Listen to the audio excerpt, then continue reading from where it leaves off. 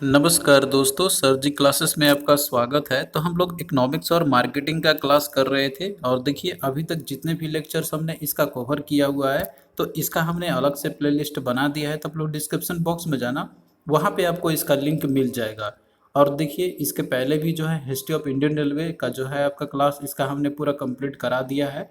तो आप लोग उसको भी देख सकते हैं, लिंक इसका डिस्क्रिप्शन बॉक्स में आपको मिल जाएगा। और साथ में देखिए जो आपका हिस्ट्री ऑफ इंडियन रेलवे और डीएफसीसीआई का जो पीडीएफ है, इसका भी हमने पूरा कंप्लीट पीडीएफ नोट्स तैयार कर दिया है।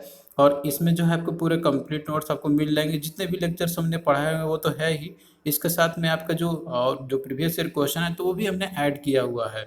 तो आप लोग जो है इसको बाय कर सकते हो, लिंक इसका डिस्क्रिप्शन बॉक्स में आपको मिल जाएगा। और इसके साथ में देखिए दोस्तों, आपके अभी देखिए जितने भी एग्जामिनेशन आने वाले हैं आपके, HAL का, HPCL का, DSSB का या फिर RSAB का, तो इन सभी एग्जामिनेशन के लिए जो है हमने जीके और इंग्लिश का एक पूरा कंप्लीट कोर्स भी लॉन्च किया हुआ है, जिसमें कि आपको टॉपिक वाइज लेक्चर्स तो यहाँ पे तो आपको मिलेंगे ही, साथ में आपको इसके सब्जेक्ट के पीडीएफ भी आपको मिलेंगे। और इंग्लिश सब्जेक्ट का इसमें आपको टेस्ट सीरीज भी मिल जाएगा, जो कि आपके ओनली 199 रुपीज़ में केवल ये अवेलेबल है। तो इसके लिए जो है आप लोग हमारा ऐप डाउनलोड कर लेना, सर जी क्लासेस के नाम से ही है। इसका भी लिंक आपको डिस्क्रिप्शन बॉक्स में आपको मिल जाएगा।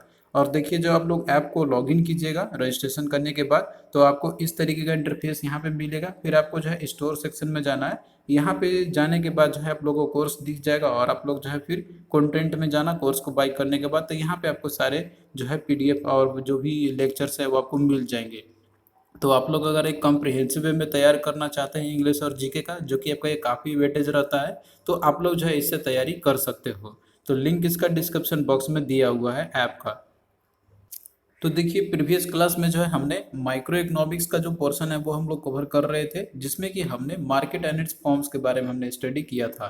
तो देखिए आज का जो क्लास रहेगा तो इसमें हम लोग डिस्कस करेंगे मैक्रो इकोनॉमिक्स। तो इसमें देखिए जो मेजर टॉपिक्स जो आपके रहते हैं यहाँ पे, तो ये ज़्यादा आपके रहते हैं, तो इन सभी को जो है इसमें हम लोग कवर करेंगे यहाँ पे।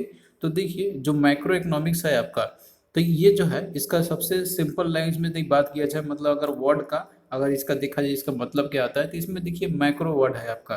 तो मैक्रो जो वर्ड आपका है तो इसका मतलब होता है लार्ज, और इकोनॉमिक्स है तो इकोनॉमिक्स के बारे में आपको ऑलरेडी हमने बताया हुआ है कि जैसे कोई भी कंट्री है, इकोनॉमी है, तो उसके अंदर में जो वेल्थ की ट्रांसफ़र होती है या फिर जो रिसोर्सेज जो एलोकेशन होती है किस तरीके से, तो वो सारा कुछ हम लोग पढ़ते हैं इकोनॉमी के अंदर में।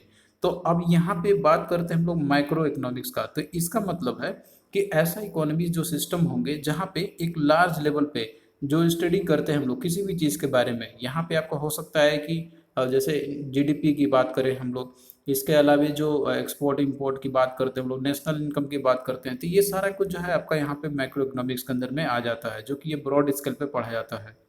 तो इसके अंदर में हम लोग जो है वो सारा चीज़ देखते हैं हम लोग, जो कि एक इकोनॉमी का एज ए होल लिया जाता है, यानी कि पूरे कंट्री का जो क्या होता है वहाँ पे जीडीपी हो सकता है, इसके अलावा नेशनल इनकम हो सकता है, और इसके साथ साथ में और भी बहुत सारे फैक्टर्स होते हैं जो हम लोग स्टडी करते हैं। तो जो मैक्रो इकोनॉमिक्स है आपका, तो ये जो है पूरा रीजनल जो रहते हैं वो पूरा कवर हो जाते हैं। इसके साथ में जो है पूरा जो नेशनल लेवल के जितने भी टर्म्स आपके रहेंगे तो वो सारा चीज़ कवर हो जाते हैं। और साथ में ग्लोबल इकोनॉमिक्स के बारे में भी स्टडी किया जाता है इसके अंदर में। तो देखिए जो मैक्रो इकोनॉमिक्स जो है आपका, तो ये जनरली जो गवर्नमेंट और जो सेंट्रल बैंक जो होते हैं, तो ये भी जो है इनका यूज़ करते हैं। जैसे कि आपका इसी के बेसिस पे जो है वो ट्रेंड डिसाइड करते हैं कि क्या होना चाहिए। जैसे मान लीजिए कि इन्फ्लेशन रेट कितनी है, इसके अलावा नेशनल इनकम कितनी है, जीडीपी कितना है, अनएम्प्लॉयमेंट रेट कितना है, तो ये सारे जब डेटा आती है तो ये जो इसके बाद ही जो है गवर्नमेंट और जो सेंट्रल बैंक है वो अपने डिसीजन लेते हैं कि हाँ आगे का मेरा क्या प्लान होना चाहिए, मॉनेटरी पॉलिसी क्या होना चाहिए सेंट्रल बैंक के लिए, गवर्नमेंट के लिए फिजिकल पॉलिसी क्या होनी चाहिए आगे। तो ये सारा जब डेटा आता है उनके पास, national income, GDP, unemployment rate का, इसी के बाद जो है वो सारे डिसीजन लेते हैं।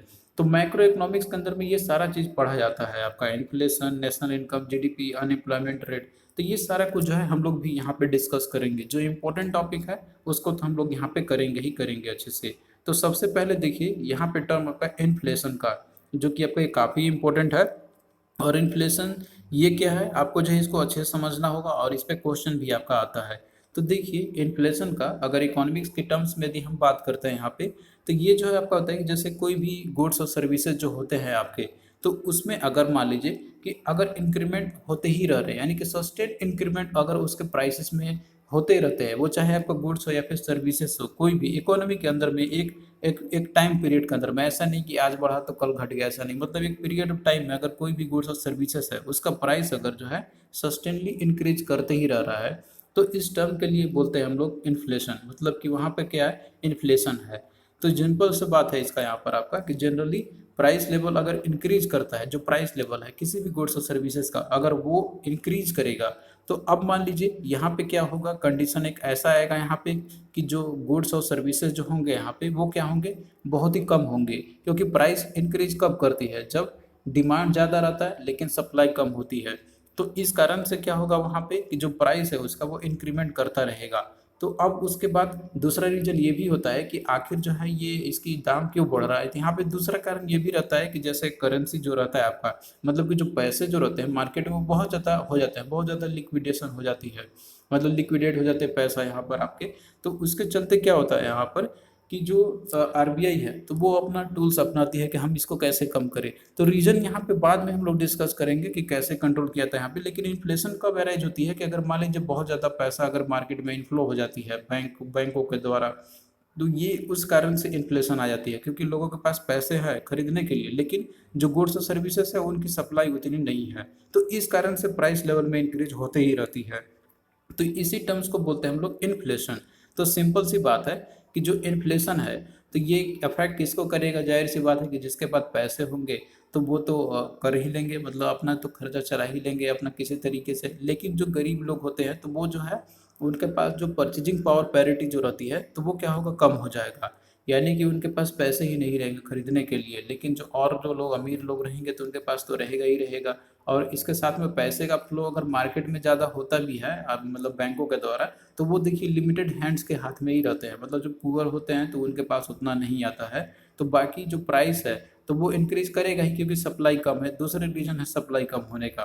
तो ये कुछ रीजन होते हैं इन्फ्लेशन के लिए। तो इन्फ्लेशन सिंपल सा इसका डेफिनेशन हो जाएगा आपका, यहाँ पे आपको ज़्यादा डेप्थ में नहीं जाना है यहाँ पर, कि किसी भी गुड्स और सर्विसेज का अगर उसके प्राइस में इंक्रीमेंट अगर होते ही रह रही है एक पीरियड ऑफ टाइम के ओवर में, तो इसी को बोलते हैं हम लोग इन्फ्लेशन। और इसी का जस्ट अपोजिट है इन्फ्लेशन का आपका, दैट इज डिफ्लेशन। तो ये जैसे कि इसका उल्टा हो जाएगा कि सस्टेन डिक्रीमेंट ही आपका रहेगा जनरल प्राइस लेवल का गुड्स और सर्विसेज का एक निश्चित टाइम के दौरान में, तो इसको बोलेंगे हम लोग डिफ्लेशन। तो आई होप कि ये जो टर्म आपका है ये क्लियर आपको यहाँ पे हुआ होगा। अब देखिए जो इन्फ्लेशन आपका रहता है ये, तो ये भी बहुत तरह के होते हैं आपके। इन्फ्लेशन आपका जैसे कि ये कंडीशंस के ऊपर में रहते हैं, कुछ लंबे समय के लिए रहे, कुछ कम समय के लिए रहेंगे, कुछ प्राइस बेस्ड रहते हैं, कुछ और भी उसके रहते हैं, और कुछ रहते हैं कि बहुत तेज़ी से इंक्रीज डिक्रीमेंट होती है। तो ये बहुत तरीके से रहते हैं यहाँ पे। तो वो सारा जो जितने भी टाइप्स होते हैं इन्फ्लेशन के, तो वो हम लोग यहाँ पे डिस्कस करेंगे। तो पहला देखिए यहाँ पर आपका है डिमांड पुल इन्फ्लेशन, दूसरा आपका है कॉस्ट पुश इन्फ्लेशन, तीसरा आपका है ओपन इन्फ्लेशन, फिर इसके बाद आपका चौथा है रिप्रेस्ड इन्फ्लेशन, और फिर पांचवा आपका है हाइपर इन्फ्लेशन, और छठा आपका है क्रीपिंग। तो ये सब टर्म्स क्या है, इन सभी को जो है हम लोग एक एक करके यहाँ पे समझेंगे। तो पहला देखिए आपका यहाँ पर है डिमांड पुल इन्फ्लेशन। तो डिमांड पुल इन्फ्लेशन क्या होता है और ये किस तरीके से अराइज होता है कंडीशन, तो ये सारा कुछ हम लोग यहाँ पे समझेंगे अच्छे से। तो देखिए यहाँ पे इन्फ्लेशन की बात कर रहे हैं, इन्फ्लेशन का टर्म आपने ऑलरेडी समझ लिया कि क्या होता है इसका, कि जनरल प्राइस लेवल में इंक्रीमेंट होना। लेकिन यहाँ पे बात कर रहे हैं डिमांड पुल का, तो सिंपल सा मतलब ये हो जाएगा यहाँ पर आपका कि जैसे मान लीजिए कि अगर एग्रीगेट जो डिमांड है इकोनॉमी के अंदर में वो अगर एक्सीड कर जाता है एग्रीगेट सप्लाई से, तो इस कंडीशन के अकॉर्डिंग जो इन्फ्लेशन आती है तो उसी को बोलते हैं हम लोग डिमांड पुल इन्फ्लेशन। तो सिंपल सी बात हो गया कि जैसे मान लीजिए एग्रीगेट डिमांड में क्या होगा यहाँ पर आपका कि अगर इंक्रीज होता है आपका यहाँ पे, अब जैसे मान लीजिए कि यहाँ पे मनी सप्लाई क्या है इकोनॉमी के अंदर में ज़्यादा है, यहाँ पे इनकम लेवल भी क्या हो रहा है वहाँ पे भी ज़्यादा हो रहा है, तो उनका एक्सपेंडिचर भी ज़्यादा होगा। लेकिन यहाँ पे क्या हो रहा है कि सप्लाई कम है किसी भी गुड्स का, तो जाहिर सी बात है कि इन्फ्लेशन तो बढ़ेगा ही बढ़ेगा, वहाँ पर प्राइसेस बढ़ेंगे ही बढ़ेंगे, क्योंकि यहाँ पे जो एग्रीगेट सप्लाई है आपका यहाँ पे वो क्या है, वो कम है as comparison to aggregate demand के। तो इस केस में क्या होगा कि यहाँ पे जो आपका रहेगा डिमांड ज़्यादा रहेगा सप्लाई कम रहेगा, तो प्राइस बढ़ेगा ही बढ़ेगा। तो इस कंडीशन को बोलते हैं हम लोग डिमांड पुल इन्फ्लेशन। तो ये देखिए जो कॉन्सेप्ट है आपका, तो ये फुल एम्प्लॉयमेंट के केस में अप्लाई आपका रहता है यहाँ पे, कि जिसमें कि सप्लाई में जैसे कि आपका अल्टरिंग करना उसमें पॉसिबिलिटी नहीं होती है। तो ये आप ग्राफ से भी आप इसको समझ सकते हैं, इतना आपको टेक्नोलॉजी में इसका नहीं जाना है यहाँ पे, बस आपको डिमांड इन्फ्लेशन का मीनिंग समझना है कि जो अगर एग्रीगेट डिमांड अगर इकोनॉमी के अंदर में एक्सीड कर जाता है आपका एग्रीगेट सप्लाई के, तो उससे जो इन्फ्लेशन आती है तो इसी को बोलते हैं हम लोग डिमांड पुल इन्फ्लेशन। फिर इसके बाद देखिए दूसरा जो टाइप है आपका यहाँ पे दैट इज है कॉस्ट पुल इन्फ्लेशन। तो देखिए कॉस्ट पुल इन्फ्लेशन क्या होती है इसको भी हम लोग यहाँ पे समझेंगे। तो देखिए जो कॉस्ट पुल इन्फ्लेशन है तो ये फर्म्स के तरफ से अरेंजमेंट होती है, यानी कि जो मैन्युफैक्चरर्स होते हैं उनके तरफ से। तो यहाँ पे एक कंडीशन क्या होगा कि क्योंकि देखिए फर्म्स का काम होता है सप्लाई करना, तो सप्लाई भी जो है ये भी कभी कभी इन्फ्लेमेशन के लिए काउज होते हैं। मतलब कि इन्फ्लेमेशन जो आती है, जो इन्फ्लेमेशन होती है मतलब प्राइस ऑफ इंक्रीजमेंट होना, तो वो सप्लाई पे भी कभी कभी डिपेंड करता है। तो इस केस में यहाँ पे क्या होता है कि जैसे देखिए कि जो एग्रीगेट डिमांड है तो वो अनचेंज रहेगा, उसमें कोई चेंजेस नहीं होंगे, वो जितना है उतना ही रहेगा। लेकिन जो एग्रीगेट सप्लाई है वो क्या होगा यहाँ पे फॉल्स कर जाएगा, मतलब वो क्या होगा कम हो जाएगा। इसमें अदर कंडीशन होते हैं जैसे कि यहाँ पे एक्सटर्नल कंडीशन कुछ रहेंगे, तो इस केस में भी क्या होगा प्राइस इंक्रीज होगा। जाहिर सी बात है कि जो डिमांड है एग्रीगेट वो उतना ही रह रहा है, मतलब उसमें कोई ज़्यादा चेंजेस नहीं हो रहे, मतलब अनचेंज्ड है। लेकिन जो सप्लाई है उसको कम कर दिया गया है यहाँ पे कुछ अलग फैक्टर के चलते। फैक्टर क्या हो सकता है तो यहाँ पे हम डिस्कस करेंगे। तो इस केस में भी क्या होगा कि सप्लाई कम है, डिमांड लेकिन उतना ही है, लेकिन फिर भी तो आप ओवरऑल जो मीट करने के लिए जितना मतलब डिमांड रहता है उतना तो पूरा होना ही चाहिए। सप्लाई कम होगा तो एक जाहिर सी बात है कि डिमांड जितना था उतना तो फुलफिल करने के लिए चाहिए ही चाहिए यहाँ पे। तो इस केस में भी क्या होगा कि प्राइस में इंक्रीमेंट आपको देखने को मिलेगा। तो इस तरह के जो कंडीशन अराइज होते हैं कि जहाँ पे डिमांड आपका क्या रहता है कि अनचेंज रहता है, लेकिन सप्लाई कम होने के चलते जो कि प्राइस में इंक्रीमेंट हो रही है, तो उसी को बोलते हैं हम लोग कॉस्टफुल इन्फ्लेशन। तो आई होप कि ये चीज़ आपको समझ में आया होगा। अब यहाँ पे देखिए एक्सटर्नल कॉज के बारे में हमने बात किया था कि जो सप्लाई कम हुआ है यहाँ पे एग्रीगेट सप्लाई वो फॉल्स किया एक्सटर्नल कॉजेज के चलते। तो यहाँ पे एक्सटर्नल कॉज आपके बहुत सारे चीज़ हो सकते हैं, जैसे कि जो कॉस्ट ऑफ प्रोडक्शन है किसी भी गुड्स और सर्विसेज का, तो उसमें यहाँ पे हो सकता है कि इंक्रीमेंट आई होगी। यहाँ पे क्या क्या लगते हैं इंक्रीमेंट, मतलब कौन कौन से वो चीज़ है जो जैसे कि कॉस्ट ऑफ प्रोडक्शन में आते हैं, तो उसमें आपका लैंड हो सकता है, मतलब जो फॉर्म्स है कोई मैन्युफैक्चरर है तो वो जहाँ पे इंडस्ट्री सेटअप किया होगा तो उसको जो लैंड अपन उसने लिया होगा तो उसका उसका जो है वो रेंट भी पे करना होगा।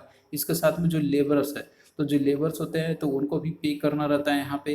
कैपिटल है, कैपिटल एक्सपेंसेस मतलब कि जो इंडस्ट्री सेटअप करने में जो लग रहा है वहाँ पे एक्सपेंसेस। तो इन सभी चीज़ों में अगर मान लीजिए इंक्रीमेंट अगर होगी तो जाहिर सी बात है कि फर्म्स का जो उनका प्राइस है वो भी इंक्रीमेंट होगा, मतलब उनका ज़्यादा खर्चा होगा यहाँ पे। तो ये अगर इंक्रीमेंट होगा तो जाहिर सी बात है कि वो सप्लाई को कम कर देंगे। और इसके साथ में दूसरा रीजन ये रहता है कि जो इनडायरेक्ट टैक्स है जो गवर्नमेंट के द्वारा इम्पोज की जाती है मैन्युफैक्चरर के ऊपर में, तो ये भी अगर इंक्रीमेंट अगर हो जाए तो जाहिर सी बात है वो अपना सप्लाई कम कर देंगे। इसके साथ में कुछ तीसरे फैक्टर आपका रहता है होर्डिंग्स का और स्पेकुलेशन का, मतलब जो जमाखोरी जो करते हैं तो इसके चलते भी प्राइस में इंक्रीमेंट होती है। और ये चीज़ आपने एक्सपीरियंस भी किया होगा कि जैसे ओनियन यानी कि जो प्याज है वो होर्डिंग के चलते भी बहुत ज़्यादा इसके बढ़ जाती है प्राइस कभी कभी टाइम पे। तो ये सब देखिए क्या है आपके ये होते हैं रीजन्स होते हैं इसके, यानी कि जो कॉजेज हो सकते हैं एक्सटर्नल फैक्टर के जो अंदर में आपके आएंगे। तो कॉस्ट पर इन्फ्लेशन क्या है ये आपको समझ में आ गया होगा।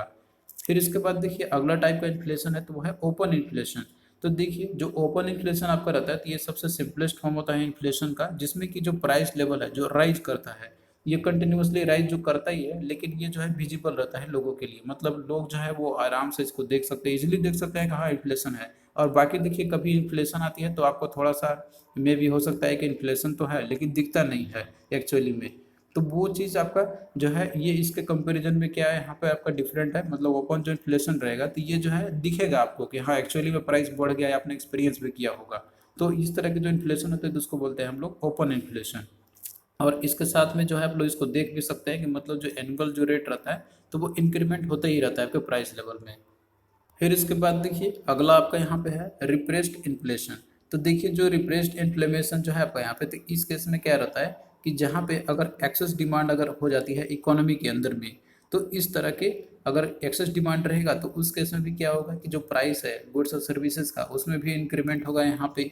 तो इसी को बोलते हैं हम लोग रिप्रेस्ड इन्फ्लेमेशन बोलते हैं हम लोग। तो सिंपल सी बात है यहाँ पर कि एक्सेस डिमांड होना इकोनॉमी के अंदर में, तो इस तरह के जो प्राइस लेवल होते हैं इसके चलते अराइज होता है, इसको बोलते हैं हम लोग रिप्रेशन इन्फ्लेमेशन।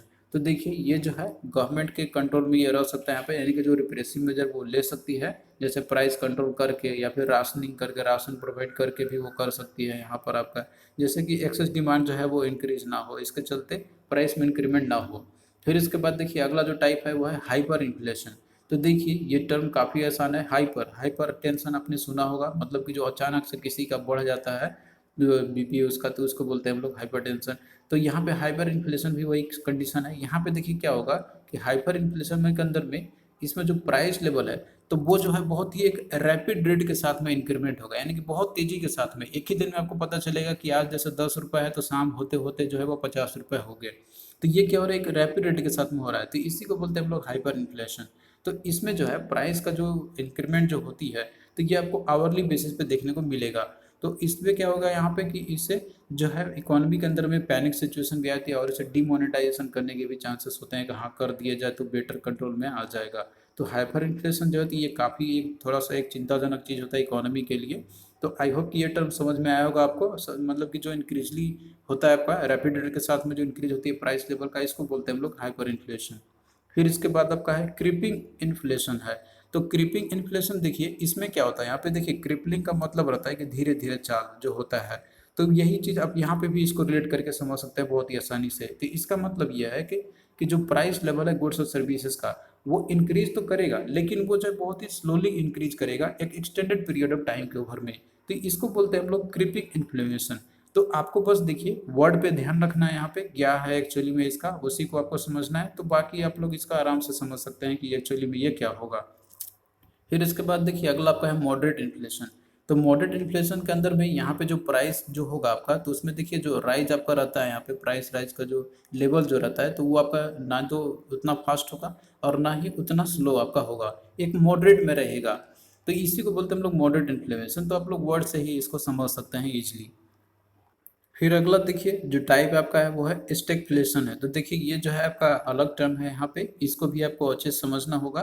तो देखिए इकोनॉमी के अंदर में जो स्टैगफ्लेशन जो टर्म आपका है तो ये कॉम्बिनेशन है आपका रिसेशन और इन्फ्लेशन का। तो ये एक ऐसा सिचुएशन होता है कि जिसमें कि जो इन्फ्लेशन रेट है आपका तो वो तो हाई तो रहेगा ही, और इसके साथ में जो इकोनॉमी का जो ग्रोथ है तो वो भी क्या है स्लो डाउन हो जाएगा। और इसके साथ में जो अनएम्प्लॉयमेंट जो है आपका तो वो भी जो है काफ़ी हाई रहेगा। तो इस तरह के सिचुएशन अगर अराइज होते हैं तो इसको बोलते हैं हम लोग स्टैगफ्लेशन। तो सिंपल लाइज में इसको आप समझिए यहाँ पे रिसेशन और साथ में इन्फ्लेशन भी। इन्फ्लेशन देखिए आपका क्या होता है कि प्राइस लेवल में इंक्रीमेंट होना, लेकिन वहाँ पे उसके साथ साथ क्या हो रहा है कि जो इकोनॉमी का जो ग्रोथ है तो वो भी क्या हो रहा है स्लो डाउन हो रहा है। और जो अनएम्प्लॉयमेंट रेट है तो वो भी यहाँ पे क्या हो रहा है अनएम्प्लॉयमेंट भी घट रहा है स्टेडली। वो घट नहीं मतलब बढ़ रहा है, अनएम्प्लॉयमेंट की हम बात कर रहे हैं, मतलब कि जो एम्प्लॉयमेंट होता है वो क्या हो रहा है यहाँ पे घट रही है। तो अनएम्प्लॉयमेंट भी बहुत ज़्यादा हाई होगा और इसके साथ में इकोनॉमी का ग्रोथ भी जो है वो बहुत ही कम होगा, लेकिन इन्फ्लेशन है वो हाई है। यानी कि जो प्राइसेस है गुड्स और सर्विसेज का तो वो क्या हो रहा है यहाँ पे इंक्रीमेंट हो रही है तेजी से। तो इस तरह के सिचुएशन को बोलते हैं हम लोग स्टैगफ्लेशन। तो देखिए ये जो सिचुएशन है तो ये काफ़ी डेंजरस होता है इकोनॉमी के लिए, क्योंकि ये जो है बहुत ही डिलेमा एक कंडीशन में आ जाते हैं। क्योंकि देखिए इसमें क्या होगा यहाँ पे कि इस जब से इन्फ्लेशन होता है तो इस केस में क्या किया जाता है कि जो मनी के जो कंट्रोल मनी का जो सप्लाई है मार्केट में उसको कम किया जाता है। क्योंकि इन्फ्लेशन अराइज कब होता है कि जब मार्केट के अंदर में बहुत ज़्यादा पैसा आ जाता है बैंकों के द्वारा या फिर और भी जो है लोग कारण के चलते आ जाते हैं। तो उसके लिए आरबीआई जो है वो क्या करती है पॉलिसी मेजर्स मतलब लेते हैं वो अपना, यानी मॉनेटरी पॉलिसी करती है, जैसे वो रेट इंक्रीज कर देगी जिससे कि बैंक जो है वो कम देंगे यहाँ पे। और इसके साथ साथ में और भी मेजर्स वो लेते हैं। लेकिन अगर स्टैगफ्लेशन की सिचुएशन है मतलब कि इकोनॉमी का ग्रोथ भी कम हो रहा है और अगर मान लीजिए इन्फ्लेशन भी है, तो इस केस में अगर मान लीजिए इन्फ्लेशन को कंट्रोल करने के लिए अगर जो आरबीआई है वो पैसे को जो है मार्केट से खींचती है अपने वापस बैंक में लाती है, तो इस सिनेरियो में क्या होगा यहाँ पे कि जो ग्रोथ है वो रुक जाएगी इकोनॉमी का, और अनएम्प्लॉयमेंट भी क्या है काफ़ी हाई है। तो इससे लोगों का जॉब भी छीनेगा, यहाँ पे बहुत तरीके से कंडीशन अराइज हो सकते हैं। तो ये जो एक डिलेमा वाला सिचुएशन आ जाता है अगर स्टेगफ्लेशन आती है इकोनॉमी के अंदर में, तो क्योंकि इसमें जो है बहुत सारे एक्शन लेने के लिए बात होती है। क्योंकि इसमें जो है दोनों देखना रहता है, जैसे इन्फ्लेशन को लोअर भी करना है हमको, इन्फ्लेशन को लोअर भी करनी है और साथ में अनएम्प्लॉयमेंट जो है उसको भी एग्जर्बेट करनी है। तो ये एक डिलेमा वाला सिचुएशन आता है और ऐसा जो है एक्सपीरियंस इकोनॉमी करना किसी के लिए भी बहुत ज़्यादा डिफिकल्ट होती है। तो स्टेगफ्लेशन टर्म्स क्या है ये आपको समझना है कि रिसेशन और साथ में इन्फ्लेशन दोनों एक साथ हो जाए तो इसी को बोलते हैं हम लोग स्टेगफ्लेशन, और ये डिलेमा वाला सिचुएशन होती है। तो यहाँ पे देखिए क्वेश्चन आपका उसी से रिलेटेड कि व्हाट इज अ स्टेगफ्लेशन। तो इसमें देखिए ऑप्शन को आप लोग ध्यान से पढ़ना और उसके बाद ही इसको क्वेश्चन को करना। यहाँ पे दिया हुआ है कि a situation in which the economy experiences recession. तो देखिए इस टर्म्स को पढ़ के आपको कंफ्यूज नहीं होना है। यहाँ पे क्या कर रहा है कि एक ऐसा सिचुएशन जिसमें कि इकोनॉमी जो है वो रिसेशन को एक्सपीरियंस करता है। तो देखिए ये जो टर्म आपका है तो ये क्या है आपका गलत है, क्योंकि देखिए यहाँ पे रिसेशन और इन्फ्लेशन दोनों होती है एक साथ। तो ही आपका जो है ये टर्म डेफिनेशन में आएगा। अगर सिंपली केवल रिसेशन दिया जाए यानी कि मंदी का समय है तो ये अकेला नहीं, मतलब उसके साथ में दोनों होना चाहिए, रिसेशन इन्फ्लेशन दोनों, तो अब उसको बोलेंगे हम लोग स्टैगफ्लेशन। सेकंड देखिए स्टेटमेंट है आपका कि situation in which the economy have inflation and recession all together. तो ये तो है आपका डेफिनेशन इसका, यानी कि इकोनॉमी के अंदर में इन्फ्लेशन और रिसेशन दोनों है एक साथ, तो इसको बोलते हैं हम लोग स्टैगफ्लेशन। और उसके बाद सी में देखिए दिया हुआ है कि an economy where the unemployment is high, यानी कि जो बेरोजगारी है वो भी क्या है आपका यहाँ पे हाई है, तो ये भी होता है अराइज होता है, तो ये क्या है कंडीशन आपका स्टैगफ्लेशन का। तो इस तरीके से ऑप्शन बी और सी जो है आपका करेक्ट होगा। तो इस तरीके से क्या होगा आपका यहाँ पे ऑप्शन डी इसका राइट आंसर हो जाएगा। तो आई होप कि जो टर्म है आपका स्टैगफ्लेशन का ये आपको समझ में आया होगा। अब आइए हम लोग यहाँ पे जो है कुछ इंपॉर्टेंट क्वेश्चंस हम लोग देखते हैं इसी टॉपिक से रिलेवेंट। तो यहाँ पे देखिए क्वेश्चन है कि dash occurs when the overall prices increases, यानी कि जो इन्फ्लेशन के बारे में बात कर रहा है कि due to increase in the cost of the wages and the raw materials. तो ये जो है आपका कौन सा ये टाइप का इन्फ्लेशन है, तो यहाँ पे दिया हुआ है demand pull inflation, bottleneck inflation, cost push inflation या फिर हाइपर इन्फ्लेशन। तो देखिए प्राइस को आप लोग मतलब जो यहाँ पे क्वेश्चन है आप लोग उसको देखिए, इसमें क्या दिया हुआ है कि dash occurs when overall prices increases due to increase in the cost of the wages and the raw materials. तो यहाँ पे देखिए जाहिर सी बात है कि ऑलरेडी इसने पूरा अच्छे से दे भी दिया हुआ है कि कॉस्ट इंक्रीमेंट में हो रही है वेजेस का और साथ में रॉ मटेरियल्स का। तो ये जो है आपका सप्लाई साइड से हो रहा है, मतलब सप्लाई कम किया जाएगा यहाँ पे अगर रॉ मटेरियल्स में इंक्रीमेंट हो रही है, कॉस्ट ऑफ वेजेस में भी इंक्रीमेंट हो रही है। तो ये क्या है, ये फर्म्स के लिए है। तो ये जो है आपका कॉस्ट पुश इन्फ्लेशन का ये कंडीशन है, जिसमें कि डिमांड जो एग्रीगेट रहता है तो वो तो यहाँ पे मतलब कोई चेंजेस नहीं आएंगे, लेकिन सप्लाई में क्या होगा यहाँ पे कम कर दिया जाएगा जो एग्रीगेट सप्लाई है, क्योंकि यहाँ पे कॉस्ट ऑफ वेजेस है और रॉ मटेरियल्स के प्राइसेस है वो इंक्रीमेंट हो रही है। तो ये है आपका कॉस्ट पुश इन्फ्लेशन का डेफिनेशन। फिर अगला देखिए दिया हुआ है कि a rapid excessive and the out of control increase in the general prices in any economy is referred to as। तो ये देखिए एक रैपिड और एक्सेसिव और आउट ऑफ कंट्रोल जो इंक्रीज होती है जनरल प्राइसेस का इकोनॉमी के अंदर में, तो इसे हम लोग क्या बोलते हैं, तो ये सिचुएशन है आपका दैट इज हाइपर इन्फ्लेशन का। तो ये जो हमने आपको बताया भी था कि हाइपर है, हाइपर का मतलब होता है कि जो काफ़ी तेज़ी से आपका रहता है, आप इसको हाइपरटेंशन से रिलेट कर सकते हैं यहाँ पे। तो ऑप्शन बी आपका क्या होगा राइट आंसर, मतलब कि जो तेज़ी से रैपिडली इंक्रीमेंट होती है जनरल प्राइस में इकोनॉमी के अंदर में, तो इसे बोलते हैं हम लोग हाइपर इन्फ्लेशन। फिर अगला देखिए क्वेश्चन आपका है कि which of the following is an effect of inflation. तो इनमें से कौन सा आपका है कि इन्फ्लेशन का ये इफेक्ट है। तो इसमें देखिए दिया हुआ है कि decline in purchasing power affects the relative price of the goods या increase in the inequalities of income या ऑल ऑफ द एबव। तो यहाँ पे इन्फ्लेशन का इफेक्ट क्या क्या हो सकता है, तो इसमें देखिए पहला आपका दिया हुआ है कि डिक्लाइन इन परचेजिंग पावर।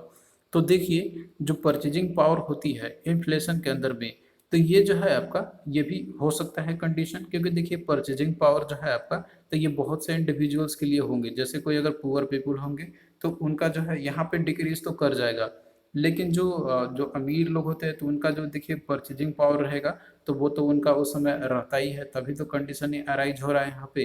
तो ये देखिए एक कॉन्ट्रडिक्टरी स्टेटमेंट आपका ये हो सकता है यहाँ पे, लेकिन ओवरऑल देखा जाए तो परचेजिंग जो पावर तो वो भी आपका यहाँ पे क्या है कि डिक्रीमेंट हो जाती है, मतलब डिक्लाइन होता ही है। इसके बाद देखिए अगला दिया हुआ है कि effect the relative price of the good. तो जाहिर सी बात है कि जो प्राइस ऑफ गुड्स का है इन्फ्लेशन के समय जो है वो अफेक्ट होगा ही होगा, इंक्रीमेंट देखने को मिलता ही है यहाँ पे। तो ये भी एक कंडीशन है आपका। इसके साथ में यहाँ पे दिया हुआ है कि increase in the inequalities of income, यानी कि जो इनकम है तो इसमें भी जो है इनइक्वालिटीज होती है, इंक्रीमेंट में आपको देखने को मिलेंगी, जैसे जो रिच होंगे वो ज़्यादा अमीर बनते जाएंगे और जो पुअर होते हैं वो तो और गरीब होते ही जाएंगे। तो ये भी आपको जो है इनइक्वालिटी देखने को मिलेगा आपको इनकम का। और तो इस तरीके से यहाँ पे ऑल ऑफ द अबव है आपका क्या होगा राइट आंसर आपका हो जाएगा। तो ये जो है इन्फ्लेशन का इफेक्ट होता है सारे के सारे चीज़।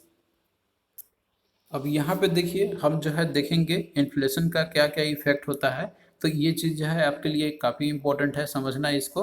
तो देखिए जब भी प्राइस लेवल इंक्रीमेंट होती है गुड्स और सर्विसेज का, तो यहाँ पे दोनों होते हैं, गेनर भी होते हैं और लूजर भी होते हैं। जाहिर सी बात है कि प्राइस अगर इंक्रीमेंट हो रही है तो जो सेलर होंगे यहाँ पे तो उनको तो यहाँ पे प्रॉफिट होगा ही, तो वो यहाँ पे गेनर होंगे।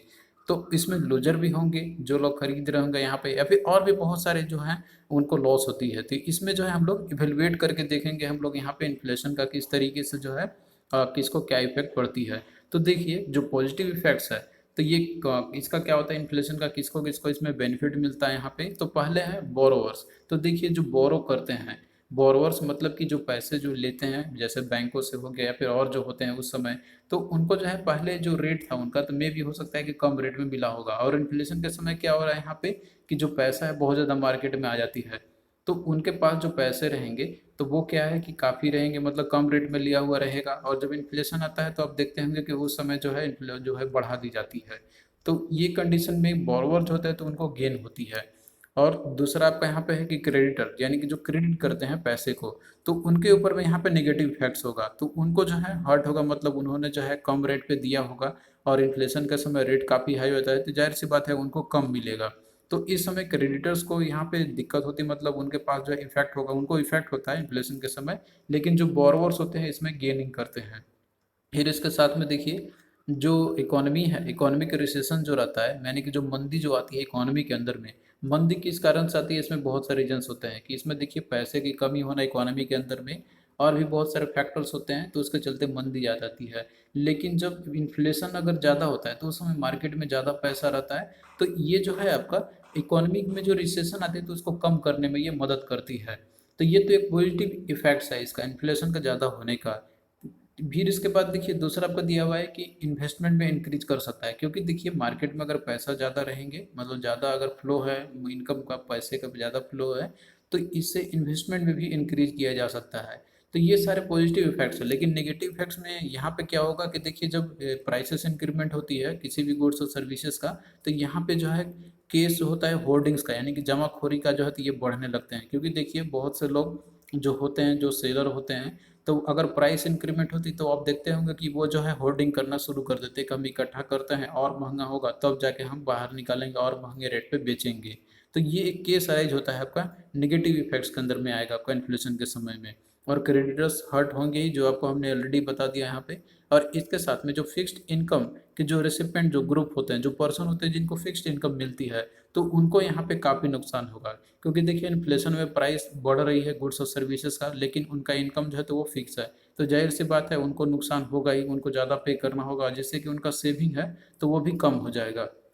तो ये तो है आपके पॉजिटिव और नेगेटिव इफेक्ट्स यहाँ पे। अब देखिए यहाँ पे जो है इन्फ्लेशन कंडीशन है, तो ऐसा नहीं है कि यहाँ पे जो है कुछ भी, अगर मान लीजिए पैसे को डायरेक्टली कम कर दिया जाए मार्केट से, तो सीधा डायरेक्टली स्टेप ये नहीं उठाया जाता है इस तरीके से। एक एंटिसिपेटेड जो है मेजर्स अपनाए जाते हैं कि ताकि जो है उसको कंट्रोल किया जा सके। तो इसके अंदर में यहाँ पे बहुत सारी चीज़ करनी पड़ती है बैंकों के लिए, और इसके साथ में बहुत सारे कंडीशंस भी रहते हैं कि क्या किया जाए क्या ना किया जाए। तो मेनली देखिए जैसे ही ये आपका रहता है यहाँ पे, ये कंडीशन अराइज जब होता है इन्फ्लेशन का, तो इसमें दोनों लोग आपको रहेंगे, गेनिंग करने का और लॉजिंग करने का यहाँ पे। तो यहाँ पे आपको कंडीशन ये भी देखने को मिल सकते हैं कि जैसे जो इनकम है और वेल्थ का है तो वो अनइफेक्टेड, मतलब कि जो रहता है आपका यहाँ पे डिस्ट्रीब्यूशन का, वो इफेक्ट करेगा। जैसे जो रिच पर्सन होंगे उनके पास ज़्यादा वेल्थ होगा, उनके पास ज़्यादा इनकम होगा, लेकिन जो पुअर पीपल होंगे तो उनको जो है यहाँ पे इनको क्या होगा, कम मिलेंगे, जो कम पैसे आएंगे उनके पास में। तो दोनों यहाँ पे कंडीशन अराइज होते हैं, तो हमें एक एंटिसिपेटरी जो मेथड रहता है कि दोनों को स्टडी करते हुए दोनों को हर्ट ना हो यहाँ पे, तो उसके बेसिस पे ही जो है पॉलिसी मेजर्स अपनाए जाते हैं। तो ये सारा चीज़ जो है ब्रॉडर वे में है, तो आपको उतना डेप्थ में यहाँ पे पढ़ने की ज़रूरत नहीं है, बट जितना भी इंपॉर्टेंट चीज़ है तो वो आपको बस समझना है यहाँ पे। और साथ साथ में इन्फ्लेशन में भी आपका रहता है कि इकोनॉमी के ग्रोथ को भी फोकस करते हुए चलना है कि वो रुकना नहीं चाहिए। तो हमें यहाँ पे एक एंटिसिपेशन लेना पड़ता है कि हमको किस तरीके से इन्फ्लेशन कंट्रोल करनी है, गवर्नमेंट को और मेजरली जो सेंट्रल बैंक होती है उनको। तो आई होप कि देखिए ये जो टॉपिक है ये आपको समझ में आया होगा इन्फ्लेशन के बारे में, क्योंकि ये इंपॉर्टेंट है आपका एग्जाम पॉइंट ऑफ व्यू से। अब आइए कुछ क्वेश्चंस भी हम लोग यहाँ पे कर लेते हैं जो कि आपका इंपॉर्टेंट है एग्जाम पॉइंट ऑफ व्यू से। तो यहाँ देखिए क्वेश्चन है कि who is most benefited from inflation. तो इन्फ्लेशन से सबसे ज़्यादा बेनिफिट कौन होता है, तो ये ऑप्शन पे डिपेंड करेगा आपका। यहाँ पे देखिए दिया हुआ है क्रेडिटर, बिजनेसमैन, डेप्टर या नॉन ऑफ द दिस। तो इसमें देखिए जो डेप्टर होते हैं यानी कि जो कर्ज लेते हैं, तो वो सबसे ज़्यादा बेनिफिट में रहते हैं इन्फ्लेशन के समय में, क्योंकि उनको जो है काफ़ी कम रेट में मिला हुआ रहता है जो लेते हैं, उधार लेते हैं किसी से, और जब इन्फ्लेशन आता है तो उसमें बढ़ जाती है, तो जाहिर सी बात है ये प्रॉफिट में रहेंगे यहाँ पे। तो इसमें जो है बेनिफिट कौन रहेगा, सबसे ज़्यादा बेनिफिट कौन रहेगा, तो यहाँ पे डेप्टर होंगे। अब देखिए बिजनेसमैन भी रहते हैं यहाँ पर आपके, लेकिन सबसे मोस्ट जो बेनिफिट होते हैं तो वो डेप्टर ही होते हैं इस केस में। फिर अगला देखिए क्वेश्चन है कि which of the following class will not be negatively affected by the higher inflation. अगर हायर इन्फ्लेशन है तो इनमें से कौन सा एक क्लास है जो कि उनको जो है कोई नेगेटिवली अफेक्ट नहीं होंगे इस केस के चलते। तो इसमें देखिए दिया हुआ है the consumer class, creditor class, pensioner class या फिर बिजनेस क्लास आपका दिया हुआ है। तो इसमें देखिए नेगेटिवली अफेक्ट किसको नहीं होती है बाय हायर इन्फ्लेशन के चलते। तो देखिए जो कंज्यूमर क्लास है तो जाहिर सी बात है कि जो कंज्यूमर क्लास है तो उनको तो इफेक्ट तो होना ही पड़ेगा यहाँ पे। जो क्रेडिटर क्लास है जो पैसे देते हैं तो इनको भी देखिए काफ़ी हाईली इफेक्ट होती है इनको भी यहाँ पे। और इसके साथ में देखिए जो पेंशनर क्लास है तो पेंशनर जो क्लास होते हैं तो इनको भी देखिए पेंशन जो रहता है तो वो भी फिक्स्ड रहता है एक्चुअली में, ये चेंजेस ज़्यादा नहीं होते हैं इसमें भी, तो इनको भी थोड़ा सा इफेक्ट होता ही है। लेकिन जो बिजनेस क्लास है तो देखिए बिजनेस क्लास को यहाँ पे जो है निगेटिवली अफेक्ट नहीं होता है, क्योंकि प्राइसेस अगर इंक्रीमेंट होगा तो जो बिजनेस क्लास होंगे तो उनका जाहिर सी बात है इनकम भी इंक्रीमेंट होगा ही होगा। तो ये जो है इनको ज़्यादा दिक्कत नहीं होगी, यानी कि निगेटिवली अफेक्ट ये नहीं होंगे ड्यूरिंग हाई इन्फ्लेशन के समय में। तो इस तरीके से ऑप्शन डी आपका क्या होगा, राइट आंसर होगा। तो आई होप कि ये टॉपिक जो है आपको समझ में अच्छे से आया होगा। तो हम देखिए आगे भी जो है आपका क्लास इसी तरीके से कंटिन्यू रखेंगे। तो आपको कैसा लगा ये लेक्चर आप लोग कमेंट करके ज़रूर बताना, और वीडियो को भी शेयर करना अपने फ्रेंड्स के अमंग में। तो चलिए दोस्तों फिर मिलते हैं नेक्स्ट वीडियो में, तब तक के लिए बाय।